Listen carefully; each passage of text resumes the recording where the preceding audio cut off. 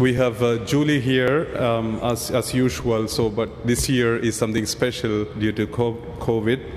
Anyway, let's welcome Julie with a big round of applause to talk about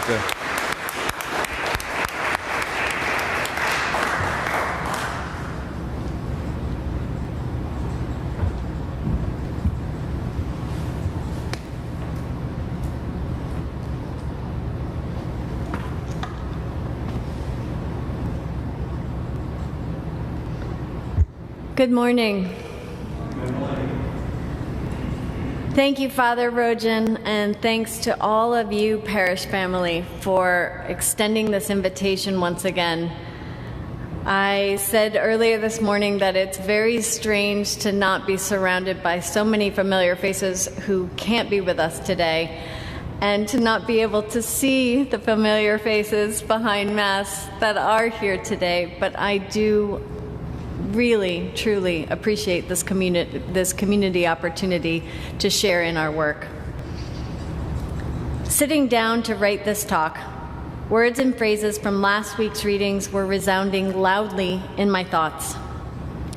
Care for widows and orphans, for the poor, the vulnerable, the displaced. And this: you shall love your God with all your heart, with all your soul, and with all your mind. You shall love your neighbor as yourself. The heaviness of our current moment and all of its competing concerns is enough to make the world feel like it's spinning out of control. With so much fear, uncertainty, and suffering in our orbit, it can be hard to create space for the compassion and love we are called to embody. So just for a moment, see if you can slow your thoughts and deepen your breath. In honor of the Feast of All Saints, I invite you to call in the image of someone whose love helped you to see who you really are. Imagine this loved one's face and summon their spirit. Their presence in your life might have been brief or long-lasting, but their unwavering belief in you helped you to believe in yourself. Someone who saw your potential and helped you to recognize your gifts. An ordinary saint who, by loving you unconditionally, gave you insight into the way God loves us all. Now feel the company of our ordinary saints gathered all around us. And in this moment of collective remembrance, I'd like to share with you the story of a young life transformed by the power of love. Anyone who's visited our program in recent years undoubtedly knows Wilson.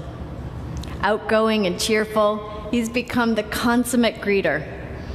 He's quick to make friendly conversation at lunchtime, genuinely eager to get to know our friends who've traveled so far to experience our work.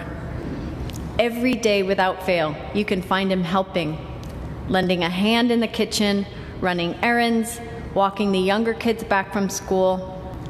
His smile lets you know that it's clear. His gratitude inspires his service. Wilson came to us like so many before him, rake thin, his skin showing signs of severe malnutrition.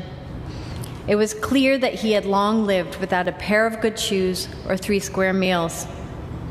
His family struggled with a perilous trinity of social ills: extreme poverty, alcoholism, and abuse.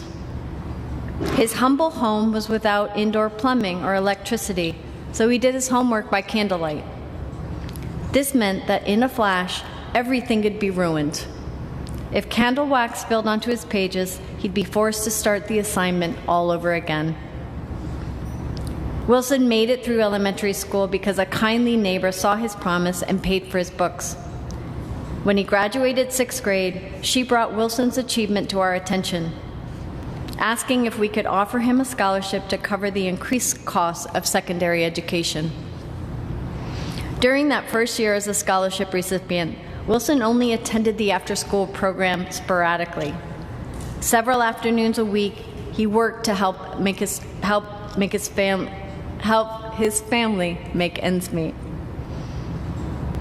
Some days he only stopped in briefly to eat a meal. He was extremely shy, and he often sat alone at lunch. But at the beginning of the second year, on my first day back from Sheila, I was outside greeting the kids before lunchtime. The last to approach me was Wilson. Considering his timidity, I was very surprised when, after a hug, Wilson put his hands on my shoulders and held my gaze. He trembled as he mustered the courage to speak. "You have no idea how happy it makes me to see you. Really, it fills my heart with such great joy." His voice began to crack and he started to cry.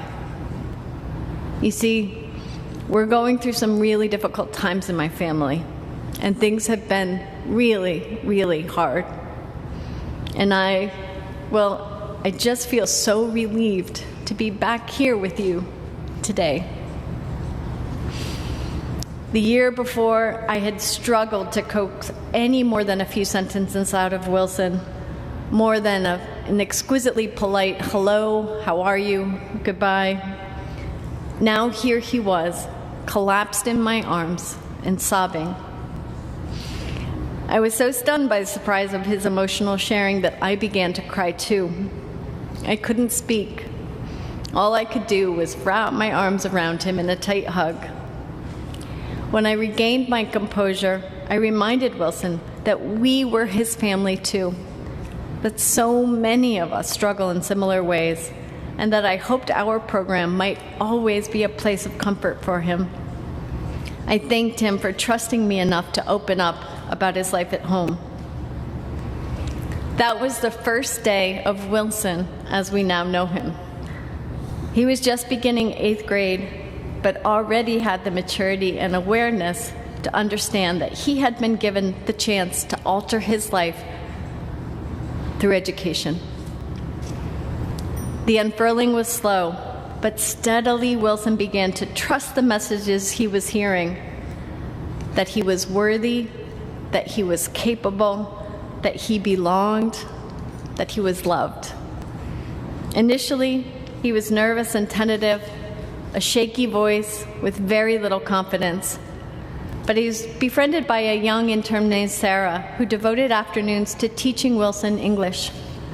During this one-on-one time spent with Sarah, Wilson's confidence bloomed.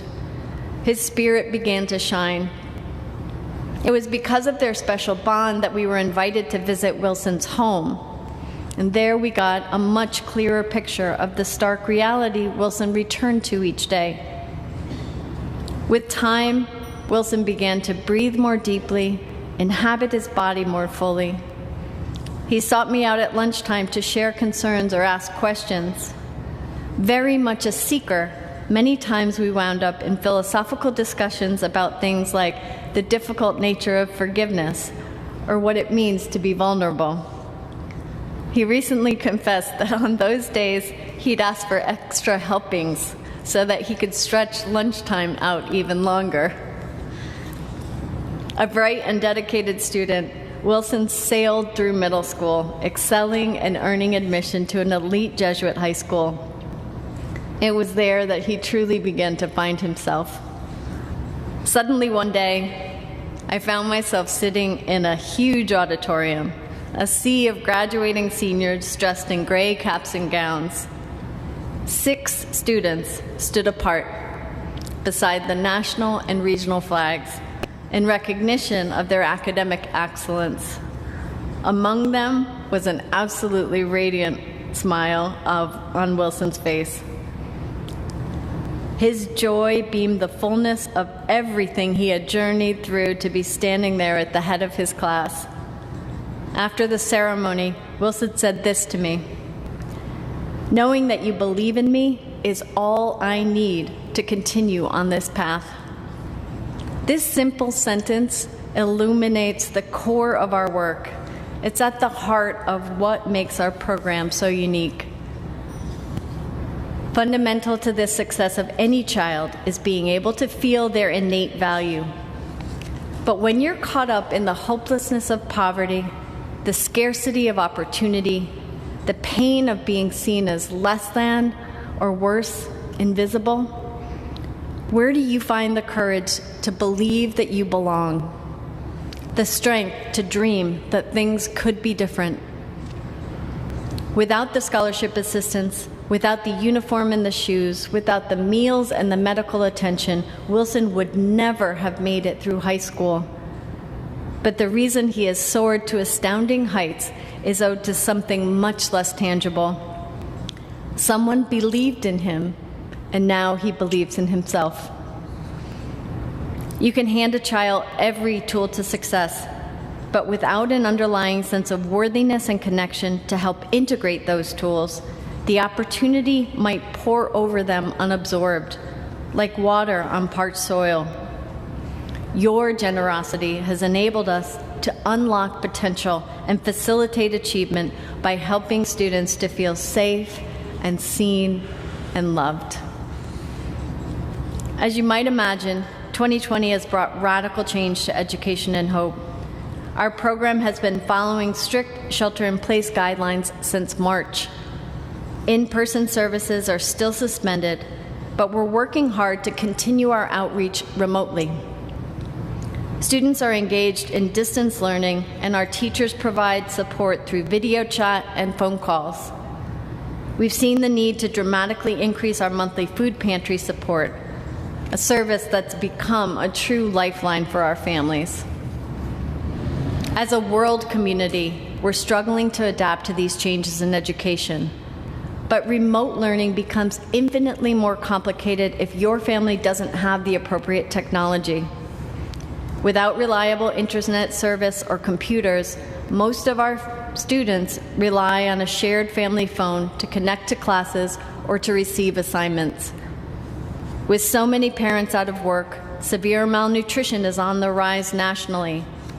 Waves of young people all over Guatemala are dropping out of school to work and help support their families. All of our lives have been altered by the impossible scope of this global pandemic. But we are witnessing the harsh truth that those who bear the greatest burden are those who have always had the least. What gives me hope is that our work is lifted by a community of donors who have long understood that all of our lives are connected, that the health and safety of one impacts all. Despite all the challenges placing a strain on our outreach, we are daily aware of the great blessing it is to provide things like small but steady paychecks and nourishing baskets of fresh food and vegetables, buoys that help our families to stay afloat. I hope that you can see yourself as an integral part of this lifeline. The generosity of the St. Jerome community helps us to lift up so many lives. Every gift we receive quickly translates to another day with food on the table, another month of scholarship costs, or help with the costs of urgent medical care. And while material support is always essential, it's the emotional support provided by our entire community that's sustaining our families in this time of crisis. Your gifts enable us to be a physical presence in these lives. We give the relief that comes with the knowing that we do not walk alone. 2.5 decades into this work in Guatemala, and still my words fall short when I attempt to convey the depth of gratitude that's expressed by our community. Today I'll leave you with a piece of a letter Wilson wrote to me. It wasn't until I became part of Education and Hope that I understood that my life was as valuable as any other. I discovered my dignity.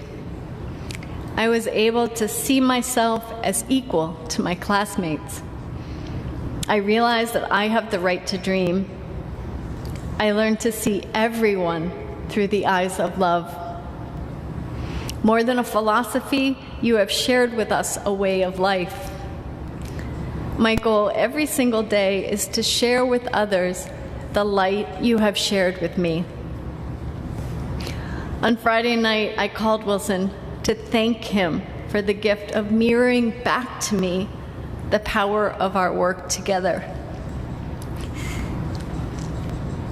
He said, "Tell the people at your church, thank you for helping us to remember that God is here among us." Think about that person whose spirit you've invoked here today. Consider the difference that they made in your life. We honor the love that has shaped us by actively loving others. Know that the support you provide to Education and Hope enables us to make that very same difference in hundreds of lives. Thank you for all you so generously share to make our work possible. As we go forth from this celebration today, may the love that we have brought into this space spill out from our hearts and into the wider community. Loving our neighbors, caring for the vulnerable and the displaced is the way we bring our love for God to life. Let us commit to bringing this great love forward into a world that needs it now more than ever. Thank you.